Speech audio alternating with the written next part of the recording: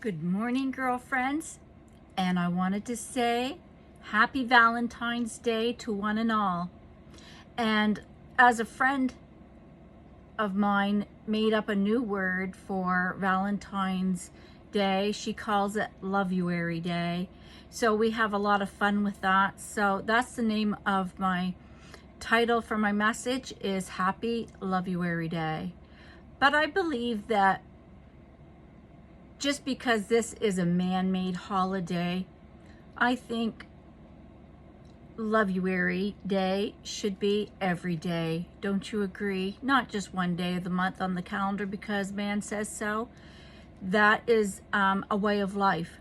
That should be our way of life. That's what the Bible says, to love one another. And when you do so, you will see Jesus shining through each and every one of us. And that's what I want to represent today. So I was thinking of a few questions for maybe some of you girlfriends that are single and you're waiting for that special someone to come into your life. Maybe you are seeing someone, but here's just some questions or some thoughts to ponder on, if you will, of who this man is. Do you know who you're looking for? What does he look like? Does he live for Jesus? Can you see Jesus in him by his actions and his reactions? Have you ever seen him in action? If he was to get upset, how far would he go? The words that come out of his mouth, are they gentle words? Are they kind words, loving words, apprehending, uplifting? Does he come from a strong, loving family?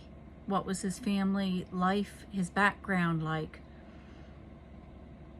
How does he speak to others and how does he treat others? Does he show his family respect? Does he show respect to other people? Does he have good morals? Are his standards high when it comes to relationships and how he treats other people? Does he have healthy boundaries? That's big too. Can you tell if he puts God first in his life? Is God the center of his life? So these were just a few questions that I was thinking about that we can all ask ourselves if you're looking for that type of man.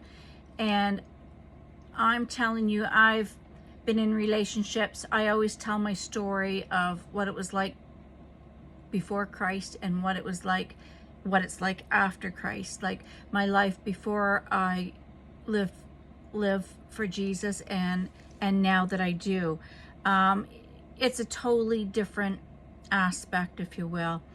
I know what it's like to be with a man that doesn't serve the Lord, and I do know what it's like to have had a husband that served the Lord, and he's passed away. So, saying all that, these were just a few questions that I came up with to ask.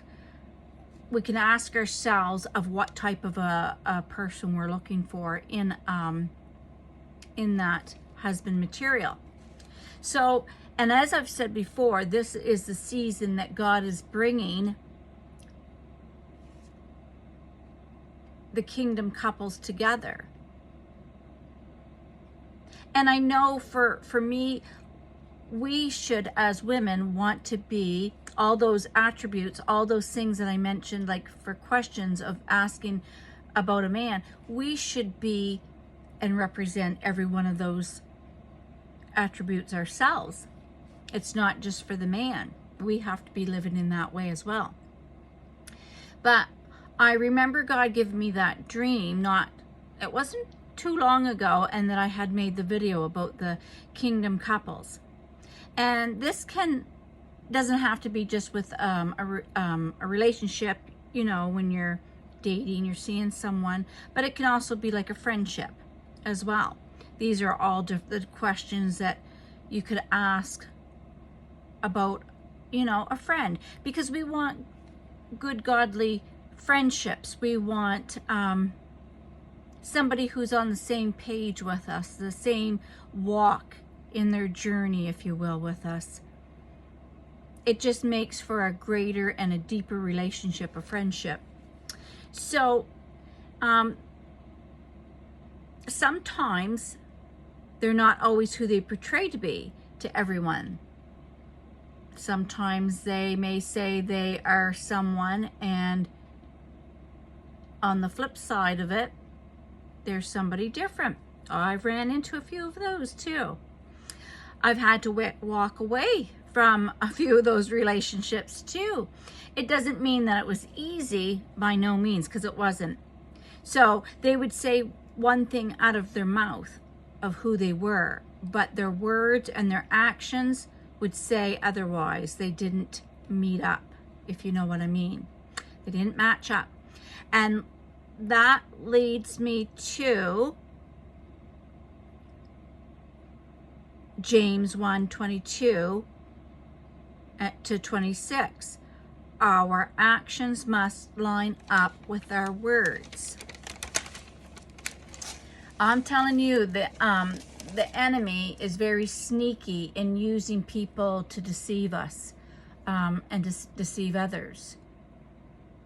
When you read Titus 1:16, read Titus 1:7, 9, and 10. And Titus chapter 1 and verse 6 says it all.